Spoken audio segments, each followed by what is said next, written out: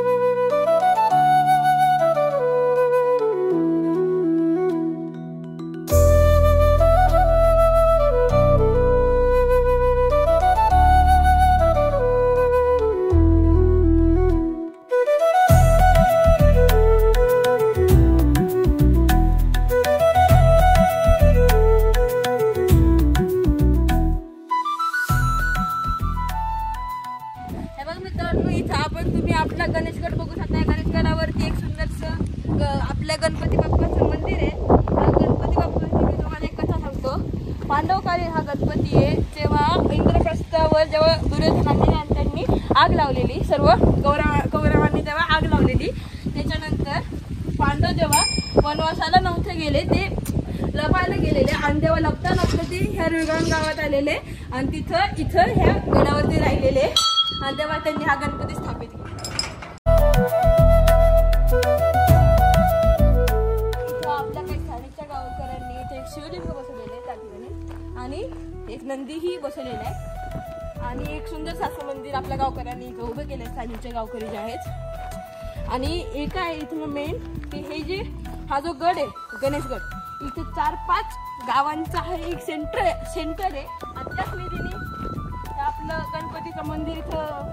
गणपतीचं मंदिर इथं पावणकालीनच आहे.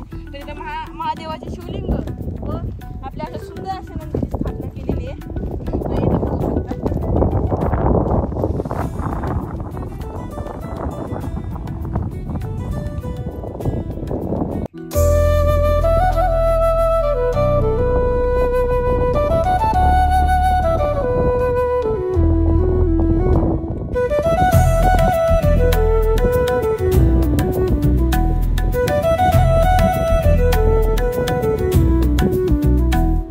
तर इथं बघू शकता. आपले जे इथले स्थानिकचे गावकरी आहेत त्यांनी इथं व्हॉलीबॉल खेळण्यासाठी एक मैदान उभं केलेलं आहे त्या ठिकाणी. आणि इथले जे 4-5 गाव आहेत, ह्या 4-5 गावांमधले सगळ्यात हाईटची असणारी जी जागा आहे ते म्हणजे हा गणेशगड आहे. आणि इथून आपण बघू शकता, इथून खूप दूरपर्यंतचा एक व्ह्यू भेटतो. तिकडे तुम्ही बघू शकता दौंडचे कारखाने पण दिसतात. इकडून कोकणगावचा पण काही व्ह्यू भेटतो, इथून रेवगावांचा व्ह्यू भेटतो. आणि म्हणजे हा गड म्हणजे सर्व गावांना एकत्रित करणारा त्यांचं सेंट्रल आहे. हा जो गणेशगड आहे तो, हा गणेशगडावर कमीत कमी 4-5 गावांचे बॉर्डर भेटतात.